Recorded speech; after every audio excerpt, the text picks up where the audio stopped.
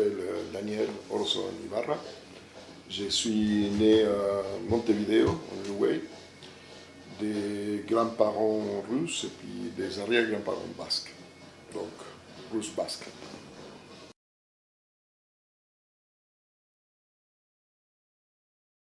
C'est ma grand-mère maternelle, Anastasia, qui m'a initié dans la peinture, dans la lecture, dans la cuisine aussi. Et puis il y a des grandes parties de mon travail a toujours une forte base dans ce que j'ai appris quand j'avais 3-4 ans. Ensuite, des années beaucoup plus tard, quand enfin j'ai commencé à travailler professionnellement, j'avais inclus quelques techniques que j'avais appris avec elle, mais ce n'est que vers 30 ans, quand j'ai eu des enfants moi-même, dans cette même atelier, je les transmettais certaines de ces connaissances, et puis j'avais opté pour faire un hommage à ma grand-mère. Et c'est curieux parce qu'à ce moment-là, il y a eu des tas d'autres choses qui se passent, c'est la mémoire affective. Et j'avais fait donc une expo pour en hommage à elle, mais à partir de là, il y a des tas de choses qui se sont passées que j'ai commencé de plus en plus à inclure, à récupérer des tas de techniques que j'avais apprises dans mon enfance. Certaines techniques qui sont très très ludiques, comme ce travail que j'ai fait avec les patates, par exemple, et donc dans ces formes organiques diverses. Et je crois qu'il y a quelque chose qui se maintient toujours, un fil émotionnel très fort avec cette personne qui m'a reçu au monde.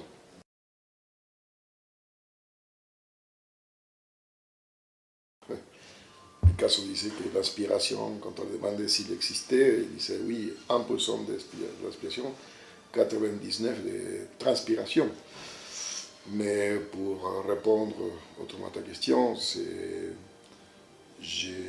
j'observe beaucoup la nature. Je suis très attiré par le développement organique dans la nature, et c'est dès là que je puisse, si tu veux, l'inspiration de mon travail.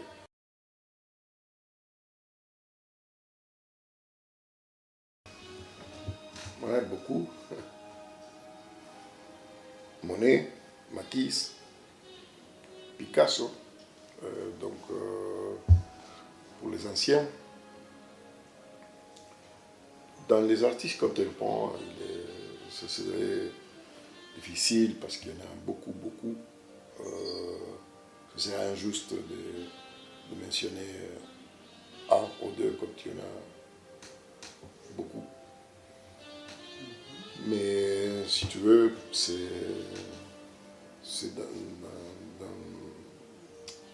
dans ma jeunesse, c'était surtout, je dirais, Matisse. Bon, il y avait Rothko aussi qui m'a beaucoup inspiré les premières années. Tapies, j'ai eu l'occasion de travailler avec des gens. J'allais être l'assistant de Tapies pendant 3 mois en Amérique latine. Je me suis réjoui je vais commencer à faire du travail. Je devais faire des mélanges de ses peintures, aller avec lui chercher ça et tout. Et puis au dernier moment, il est tombé malade et donc a été remplacé par Josep Grau Garriga, que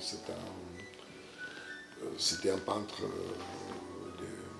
Il est décédé, je crois que l'année passée, ça fait 2 ans à Paris. Donc un peintre catalan spécialisé dans tout ce que c'est la tapisserie contemporaine. Donc c'est une très très belle expérience. Donc, alors, pour l'informalisme catalan, je suis Grau Garriga, Tapies, ensuite, comme je disais, Rothko, les modernes, enfin, le classique Picasso, Monet, Matisse.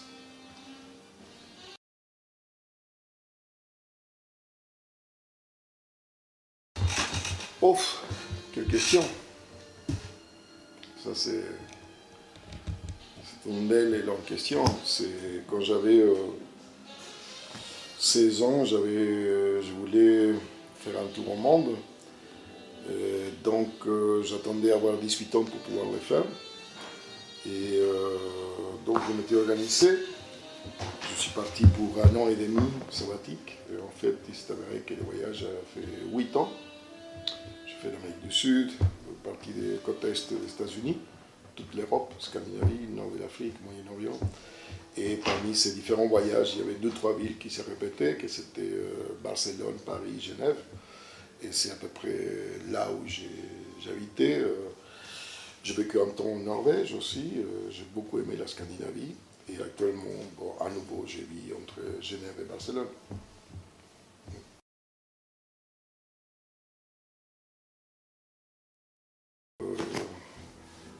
Par rapport à ta question, par rapport à la peinture, à part la peinture, euh, la lecture, surtout la lecture, je lis beaucoup. Actuellement, je suis en train de lire un très beau livre d'Alberto Mangel qui s'appelle La curiosité. Le cinéma aussi, beaucoup. Je vais en tout cas 2-3 fois par semaine au cinéma. J'aime beaucoup revoir les anciens films et puis suivre plus ou moins ce qu'il y a de nouveau, le cinéma d'auteur en particulier.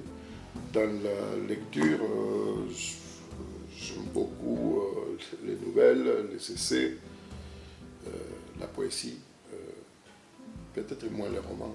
Enfin, je lis de temps en temps.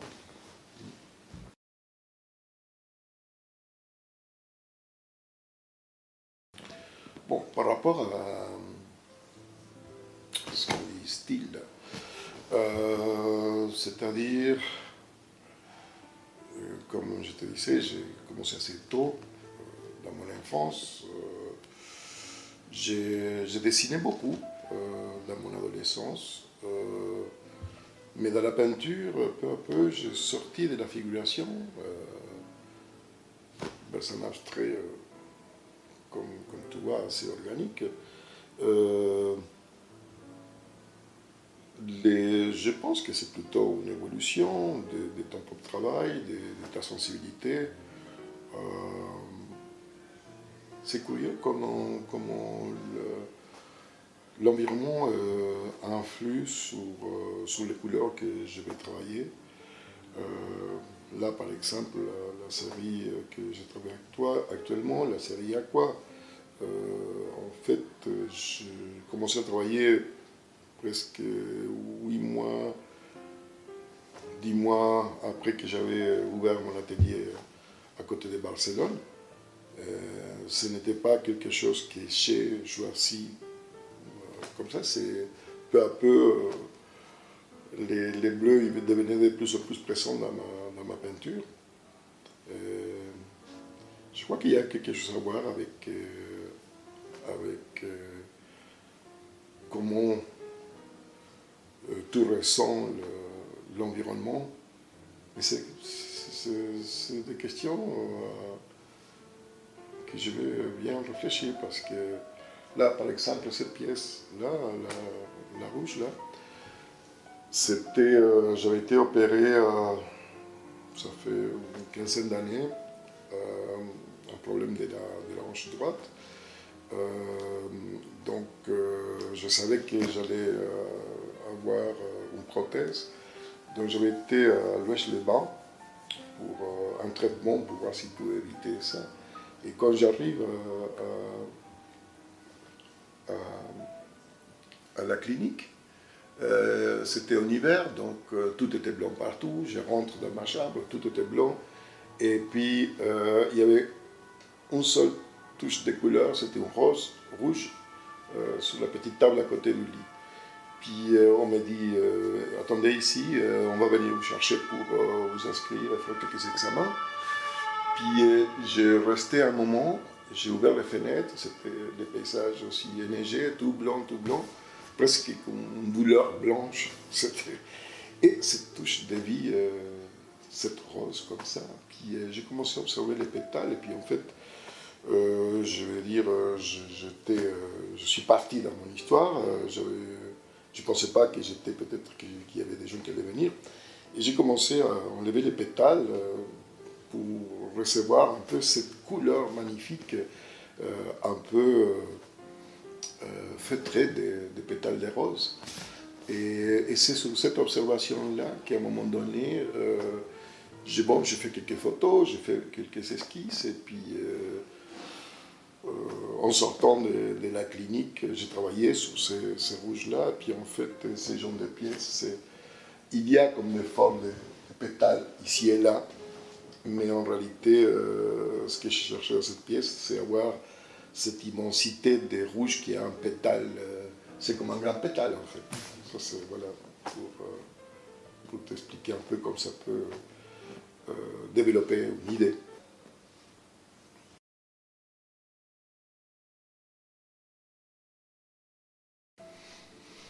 Bon, je continue à voyager. Là, lundi prochain, je pars encore pour Venise. On a une invitation, un groupe d'artistes en Suisse, on a une invitation pour participer à la Biennale de 2019, la Biennale de Venise.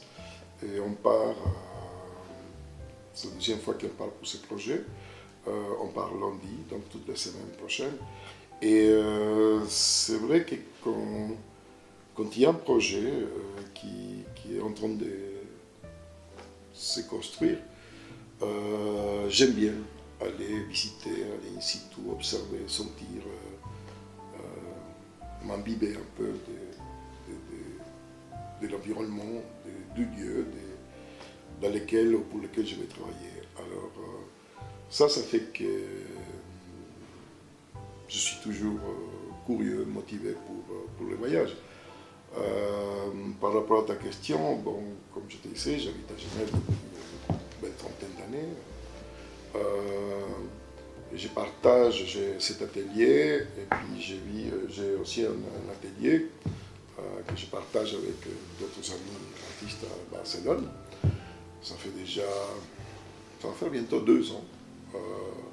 C'est la troisième fois que je vis entre Genève et Barcelone. Avant, c'était Valencia, Barcelone. Valencia, c'est une ville que j'aime beaucoup, dans laquelle j'ai beaucoup d'amis. Souvent, ça, c'est un autre élément important des villes qu'on aime, ces gens, sa gastronomie, sa culture. Je te dirais actuellement Valencia, Barcelone et Genève. Je suis souvent à Montreux, là, par cette exposition, et puis aussi parce que c'est une toute petite ville, mais d'une qualité de vie formidable. Et puis, encore une fois, tu commences à faire quelques amis qui deviennent chers. Et donc, je me déplace de plus en plus, peut-être à Montreux, quand je suis à Genève, et puis entre Barcelone et Valencia, quand je suis en Espagne.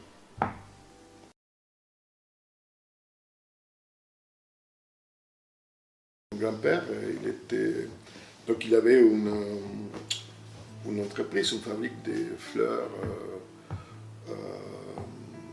artificielles, en papier, cire, tu vois. Et puis, là, il y a une très belle histoire. Là, il y a une très belle histoire, tu vois. Donc, je te disais, mon grand-père avait développé ses fabriques et tout. Et puis, il était parti d'abord au Brésil, ensuite en Argentine, et puis il est parti vivre en Uruguay, qu'il aimait beaucoup. Et en plus de son travail avec les fleurs comme ça,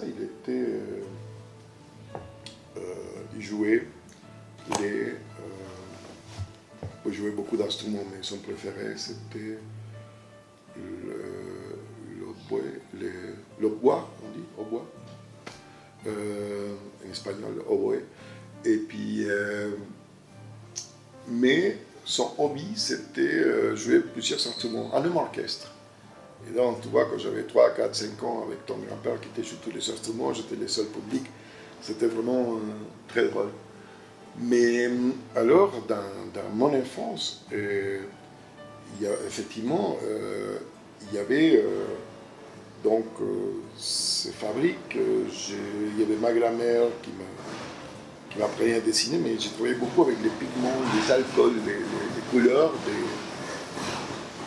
des,